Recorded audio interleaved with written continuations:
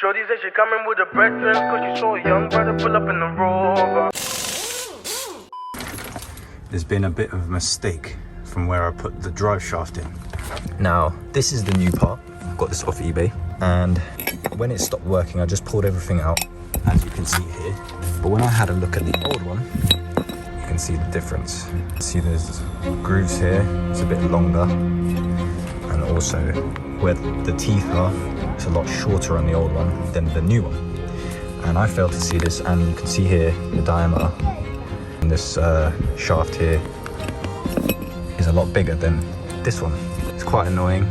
I was so excited at first, I didn't really understand it and see it until it stopped working. So yes, I bought the wrong axle part, and that just resulted in the car just not working anymore, basically back to square one. The car is now sitting like this and is not moving. You can see this is what connects onto the transmission, and the end of it is different. So that is not the one.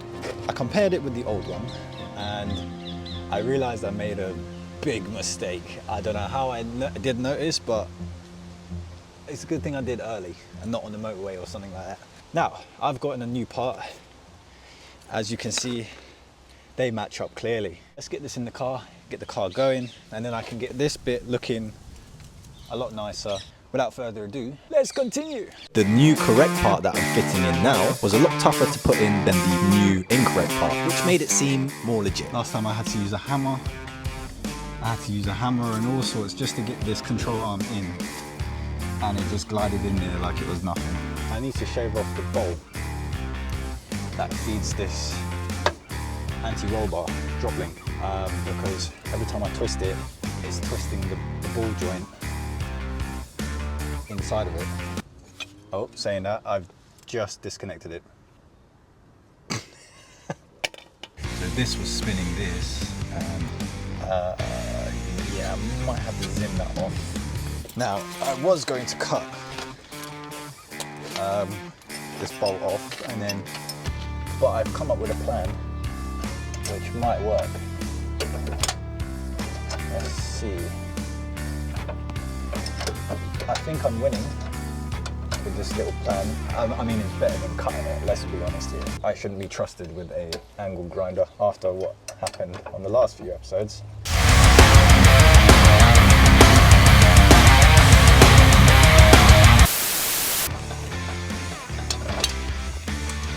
Well, that actually saves me cutting. I can't believe how easy that was, and I don't know why I didn't think of that earlier.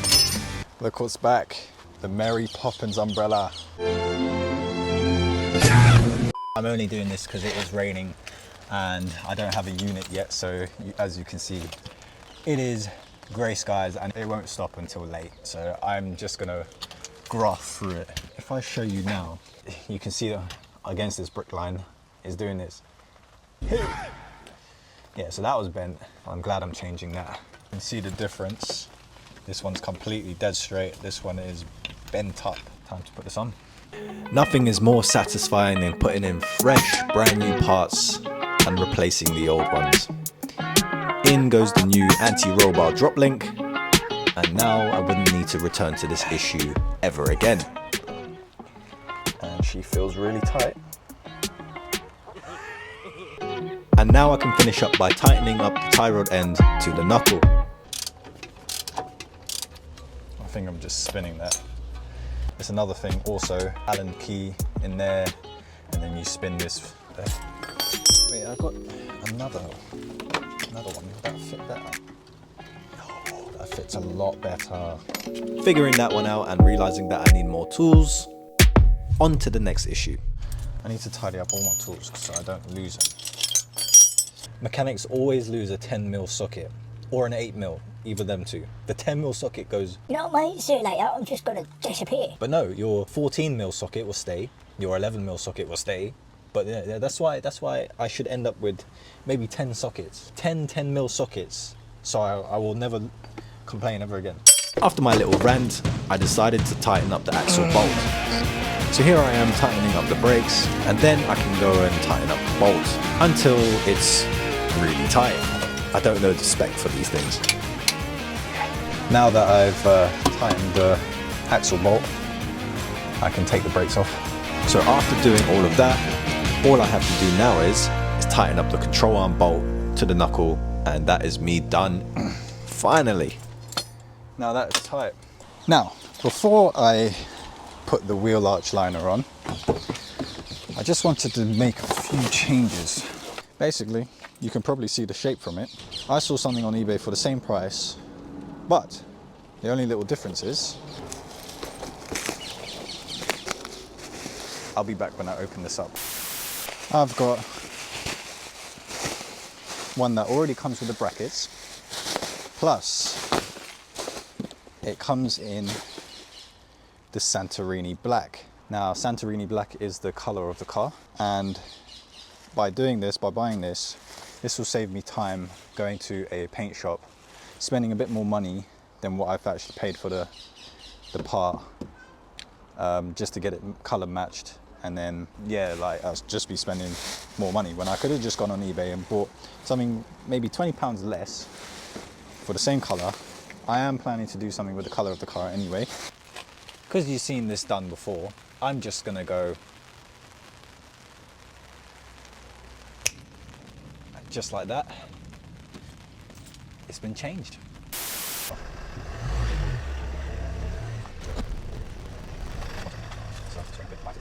Right, I'm not so much in the rain now.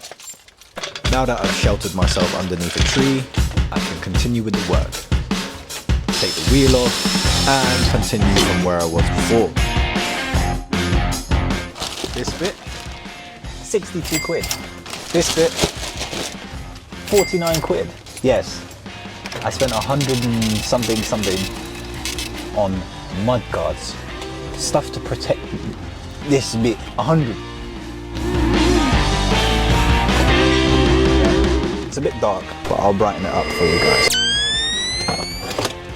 It is raining, but the rain doesn't stop me. Yeah, about that. I got a bit too excited.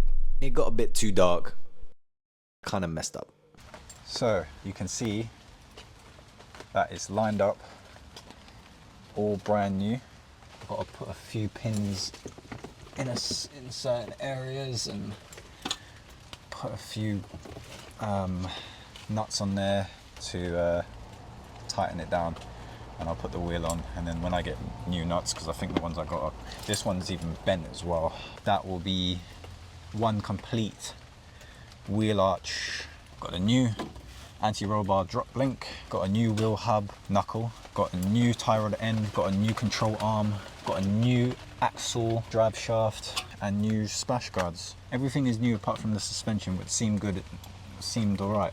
I mean, no oil or anything came out of it, so because it is getting quite soggy out here, I'm gonna wait until the weather brightens up a bit. The rain doesn't stop me, and then I'll continue. But I'll get the wheel back on, and then I'll continue with it. But the rain doesn't stop me. With the weather all cleared up, I just had to stand back and admire the beauty that this car is emitting. To some, it might not seem much. To me, it means the world. But have looking at the car, it made me realise how much more I got left to do. But now that I've completed the sort of mechanical side, it's time for the cosmetic side. Now you're probably wondering, why are the lights coming back off? Well, if you remember, the lights didn't work, only the indicators did. And I said I was going to send it off, see if I can get it converted. Well, that day has finally come. I have got these lights converted. I'm going to put them in and see if they work. And I don't know if you remember me telling you, or I probably missed it out. One of the brackets for the light that was here, that was in bits. I've got that as well, so I'll put that in place and get these lights going. First, I had to remove this upper bracket, unscrew the remains of the old headlight bracket, and replaced it with a new one. Now that's looking all fresh. I can go ahead and put that bracket back.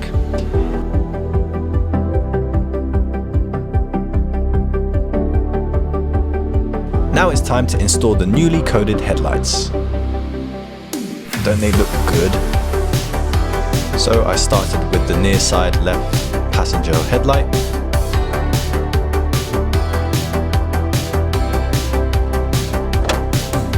And stand it up a little bit.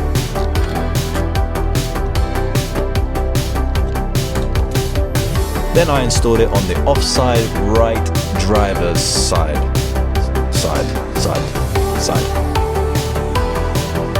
And tighten this one up a little bit as well. Now, because these headlights are so different, there's a small amount of fuse work under the engine bay that I gotta do. After lifting off the lid on the fuse box, it will show me a diagram that I can follow. So this is the diagram that is underneath the lid of the fuse box, and this will tell you what is what, and it will tell me what I need to place. I think this is the right way around. I'm assuming it is. So I'm putting F42 to F24, that's what I'm doing. So that's where this little bridge comes in. So I've just taken this one out and I'm going to bridge this from here to this one here. To be honest, it doesn't really matter if it's this one or this one. These two are both the same. Let's put this back. So after installing that, I can go and test the lights now. Finally, just like a normal working headlight, the headlights work, the side lights work, the indicators work, and it looks good. And because it looks good and everything's working all good, I can go ahead and tighten everything that needs tightening underneath the engine bay.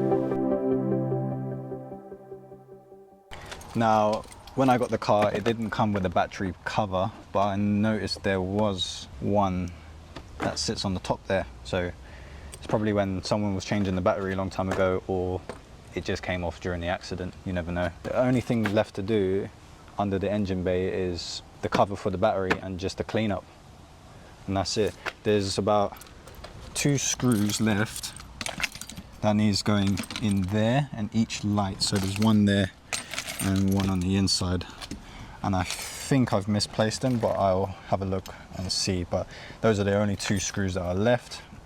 I've tightened all the screws up here, all the bolts up here, and everything is all ready to go. The car does need a clean. It's a bit of a state, and plus, I don't know if you guys remember when I took off the wheel arch liner for the right hand side so I could take the bumper off. Speaking of bumpers, let me show you what I have.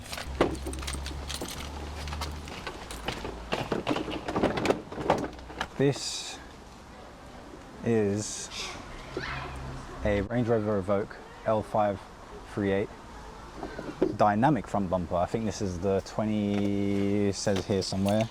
This is the 2015 to 2019 model. I'll say 2018 because they changed the models in 2018 to the new style of Range Rovers. But yeah, I've bought this. I bought this as the front, and I bought the rear as well. So I got the rear bumper. But when we get to the rear, I'll show you what I'm doing. I got a few things. I bought a few things for the rear, and I bought a few things for the front. But now the front is near enough complete, I can start getting the front bumper on, start cleaning up a lot of things.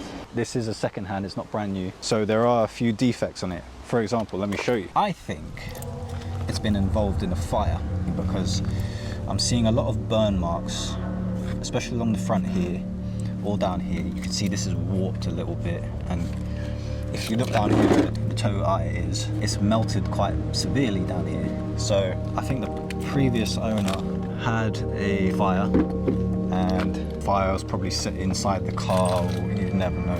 Same with these lights as well. I feel like, because you see where it's been plastic welded, the lights were in a crash and an accident, I think, as well. So there's some sort of accident that happened with the lights, some sort of accident that happened with the bumper. Now, I did salvage from the old bumper. This is where the old ring used to be. You can see that line there.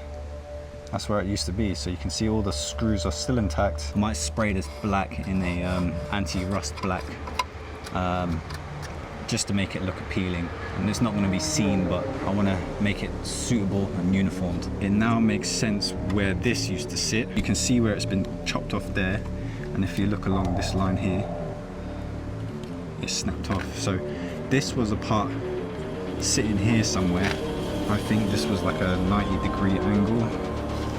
It must have ran along like this. This is bent up, so I've got to bend that back before the weather starts chucking it down again. Let's get this front bumper on Ooh, scary. Anyway, let's get this front bumper on. I'm just grateful that I have all the bolts from the original bumper because the new second-hand bumper didn't really come with any. Now, I know that the new second-hand bumper is in a bit of a nasty state, but I just wanted to complete the look of the car, and also it will give me any ideas that I want to apply in the future, customization-wise, wink wink. I just turned the wheel out so I can get to the area where the bolts thread in. It just gives me a bit more room to fit my hand in there. I didn't tighten them all the way in so I can get the other side in. I just needed it to hold while I'm doing the opposite side. As you can see my face here, I was struggling a little bit to find the threads. But I managed it and I got the other side to hold. Now with both sides in place, all I have to do now is tighten them both up.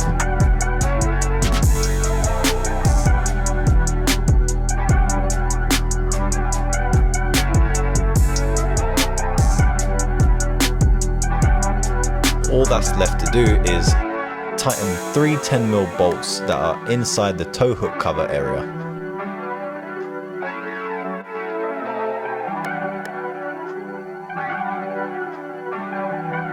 Now for the final piece, the front grille. Now this front grille is the facelift version, much better than the pre-facelift model.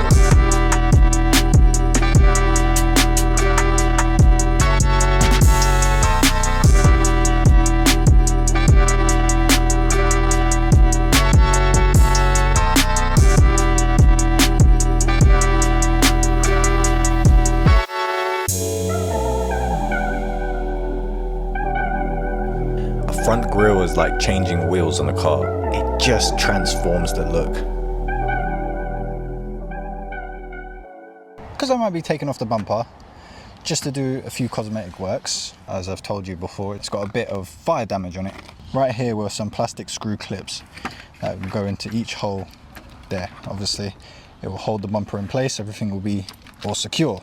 But since I am taking them off, and they are quite annoying to take off as well, I am going to leave them off and put the final touch, which is the grille. I did forget to put the screen wash cap, but when I'm taking off the bumper again, I can put it on there. Obviously I've got to get new grills. This model of Range Rover doesn't come with the fog lights, so I don't know if I can add them on or I'll probably just blank them off with a complete grill set. Look at that, guys, it's looking mean, it's looking aggressive. And look at this.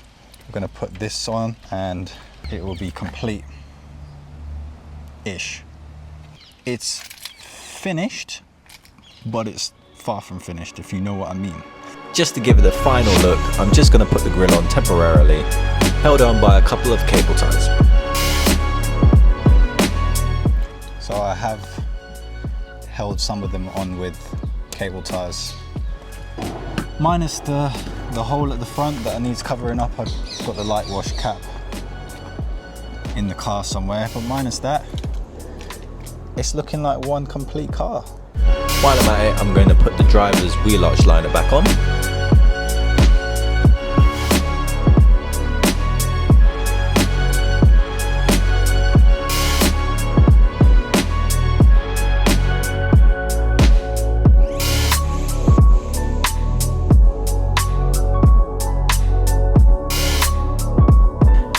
Finally close up shop for the day. Remember guys, I'm not a mechanic nor do I work at a body shop, but I will give myself a pat on the back for trying. From where this battered car came from to where it is now, I've done pretty well. But this is only the beginning, believe it or not. I have a lot more for this car. Even though it looks complete-ish, there's a lot more I'm going to bring to transform the look of this car. So stay tuned, this isn't it.